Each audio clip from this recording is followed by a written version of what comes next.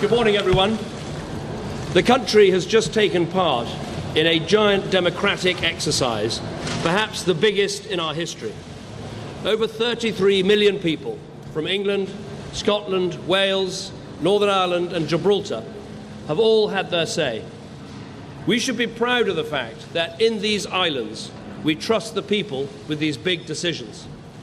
We not only have a parliamentary democracy, but on questions about the arrangements for how we're governed, there are times when it is right to ask the people themselves, and that is what we have done. The British people have voted to leave the European Union, and their will must be respected.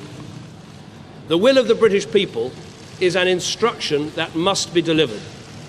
It was not a decision that was taken lightly, not least because so many things were said by so many different organisations about the significance of this decision. So there can be no doubt about the result. Across the world, people have been watching the choice that Britain has made. I would reassure those markets and investors that Britain's economy is fundamentally strong. And I would also reassure Brits living in European countries and European citizens living here that there will be no immediate changes in your circumstances. There will be no initial change in the way our people can travel, in the way our goods can move, or the way our services can be sold. We must now prepare for a negotiation with the European Union. This will need to involve the full engagement of the Scottish, Welsh and Northern Ireland governments to ensure that the interests of all parts of our United Kingdom are protected and advanced. But above all, this will require strong, determined and committed leadership. I'm very proud and very honoured to have been Prime Minister of this country for 6 years. I believe we've made great steps, with more people in work than ever before in our history, with reforms to welfare and education, increasing people's life chances, building a bigger and stronger society, keeping our promises to the poorest people in the world, and enabling those who love each other to get married, whatever their sexuality. But above all, restoring Britain's economic strength. And I'm grateful to everyone who's helped to make that happen. I've also always believed that we have to confront big decisions, not duck them. That is why we delivered the first coalition government in 70 years to bring our economy back from the brink. It's why we delivered a fair, legal and decisive referendum in Scotland. And it's why I made the pledge to renegotiate Britain's position in the European Union and to hold a referendum on our membership, and have carried those things out. I fought this campaign in the only way I know how, which is to say directly and passionately what I think and feel, head, heart and soul. I held nothing back.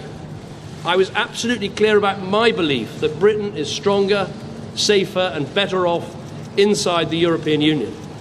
And I made clear the referendum was about this and this alone, not the future of any single politician, including myself. But the British people have made a very clear decision to take a different path. And as such, I think the country requires fresh leadership to take it in this direction. I will do everything I can as Prime Minister to steady the ship over the coming weeks and months. But I do not think it would be right for me to try to be the captain that steers our country to its next destination. This is not a decision I've taken lightly, but I do believe it's in the national interest to have a period of stability and then the new leadership required. There is no need for a precise timetable today, but in my view we should aim to have a new Prime Minister in place by the start of the Conservative Party conference in October. Delivering stability will be important, and I will continue in post as Prime Minister with my Cabinet for the next 3 months. The Cabinet will meet on Monday. The Governor of the Bank of England is making a statement about the steps that the Bank and the Treasury are taking to reassure financial markets. We will also continue taking forward the important legislation that we set before Parliament in the Queen's speech. And I've spoken to Her Majesty the Queen this morning to advise her of the steps that I'm taking. A negotiation with the European Union will need to begin under a new Prime Minister. And I think it's right that this new Prime Minister takes the decision about when to trigger Article 50 and start the formal and legal process of leaving the EU. I will attend the European Council next week to explain the decision the British people have taken and my own decision. The British people have made a choice. That not only needs to be respected, but those on the losing side of the argument, myself included, should help to make it work. Britain is a special country. We have so many great advantages. A parliamentary democracy where we resolve great issues about our future through peaceful debate. A great trading nation with our science and arts, our engineering and our creativity respected the world over. And while we are not perfect, I do believe we can be a model of a multiracial, multi-faith democracy where people can come and make a contribution and rise to the very highest that their talent allows. Although leaving Europe was not the path I recommended, I am the first to praise our incredible strengths. I've said before that Britain can survive outside the European Union, and indeed that we could find a way. Now the decision has been made to leave, we need to find the best way.